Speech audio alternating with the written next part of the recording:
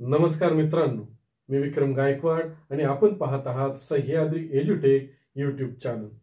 माननीय सर्वोच्च न्यायालयाचा 1 सप्टेंबर 2025 रोजीचा पहिली ते 8वी वर्गांना अध्यापन करणाऱ्या शिक्षकांसाठी टीईटी परीक्षा पास होणे बंधनकारक असल्याबाबतचा निकाल आला आणि शिक्षकांमध्ये प्रचंड खळबळ उडाली.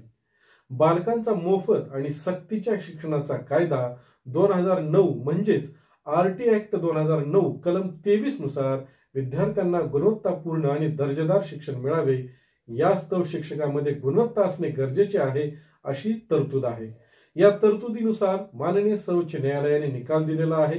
ही तरतूद योग्य वाटत असली तरी हा कायदा लागू होण्यापूर्वी सेवेत असलेल्या शिक्षकांसाठी ही परीक्षा बंधनकारक करणे योग्य की अयोग्य या बाबतीत शिक्षकांमध्ये, शिक्षक संघटनांमध्ये असंतोष वाढल्याचे दिसून येते.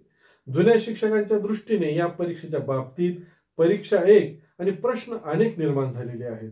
याविषयी आम्ही शिक्षक आणि समाज, कायद्यातील तरतुदी, शिक्षण विभागाचा दृष्टिकोन, न्यायालयाचा निकाल इत्यादी बाबीवर अनेक शिक्षकांशी, शिक्षक संघटनांशी आणि समाजातील अनेक तज्ञ व्यक्तींशी चर्चा केल्यानंतर एका विशिष्ट निष्कर्षापाशी येऊन थांबलो आहोत.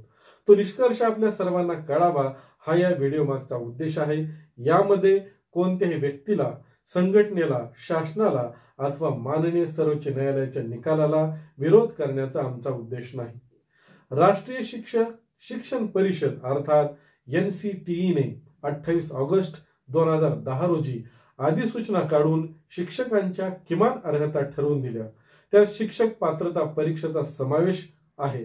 महाराष्ट्र सरकारने दिनांक 13 फेब्रुवारी 2013 रोजी शासन निर्णय प्रस्तुत करून इयत्ता 1ली ते 8वीच्या शिक्षकांसाठी किमान शैक्षणिक व्यावसायिक अर्हता आणि टीईटी अनिवार्य केली आहे.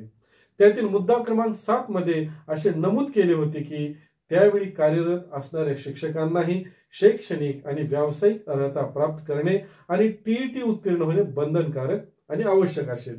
याच वर्षी पुन्हा 20 ऑगस्ट 2013 रोजी शुद्धीपत्रक काढून उपरोल्लेखित मुद्दा क्रमांक 7 मधील टीईटीच्या सक्तीचा महत्वाचा मजकूर वगळला गेला. यामुळे सेवेत असलेल्या जुन्या शिक्षकांची अशी समजूत झाली की कार्यरत असणाऱ्या शिक्षकांना ही परीक्षा उत्तीर्ण होणे अनिवार्य नाही.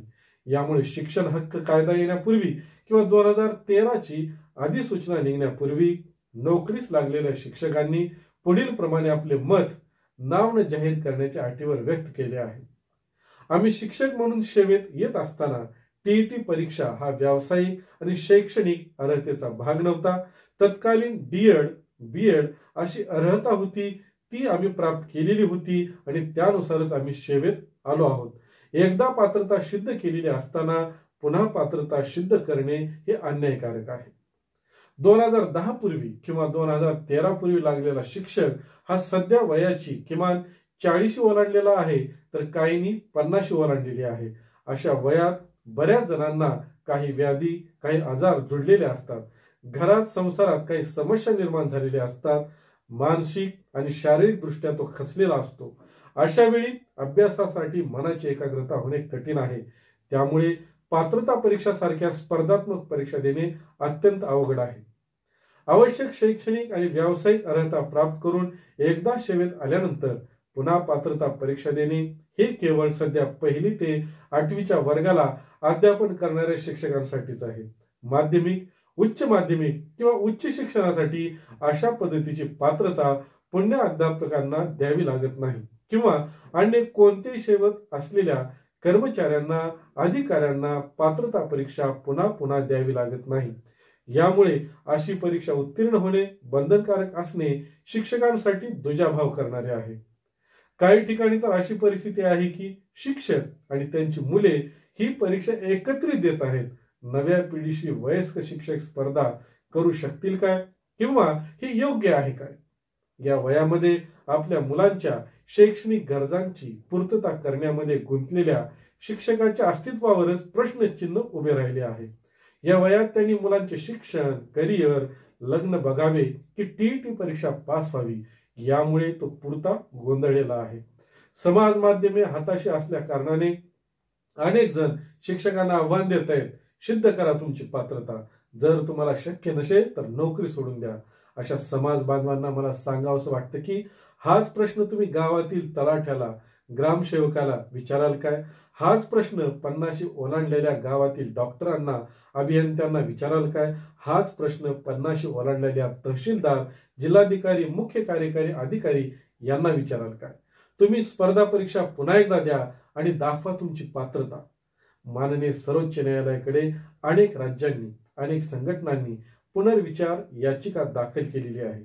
या याचिकेमध्ये कायदा येण्यापूर्वी म्हणजे 2010 पूर्वीच्या शिक्षकांना किंवा 2013 मध्ये अध्यादेश काढण्यात आला त्यापूर्वीच्या शिक्षकांना ही परीक्षा उत्तीर्ण होणे बंधनकारक नसावं, अशा शिक्षकांना यातून वगळण्यात यावे. माननीय सर्वोच्च न्यायालयाला विनंती आहे की त्यांनी याचिकांचा सहानुभूतीपूर्वक विचार करून पूर्वलक्षी प्रभावाने बंधनकारक करू नये. शिक्षण हा समवर्ती सूचीतील विषय असल्या कारणाने केंद्र सरकारचा कायदा हा नेहमीच राज्य सरकारच्या कायद्यापेक्षा वरचढ ठरतो.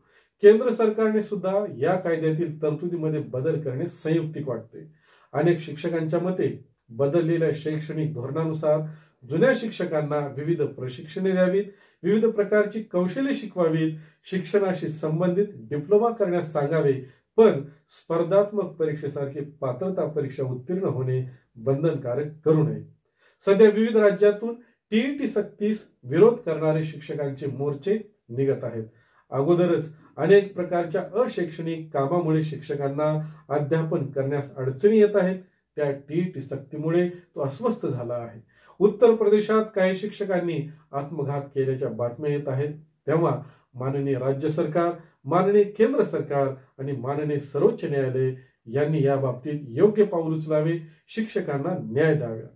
सध्या इथेच थांबूया. आपण पुन्हा भेटूया नवीन व्हिडिओमध्ये. धन्यवाद.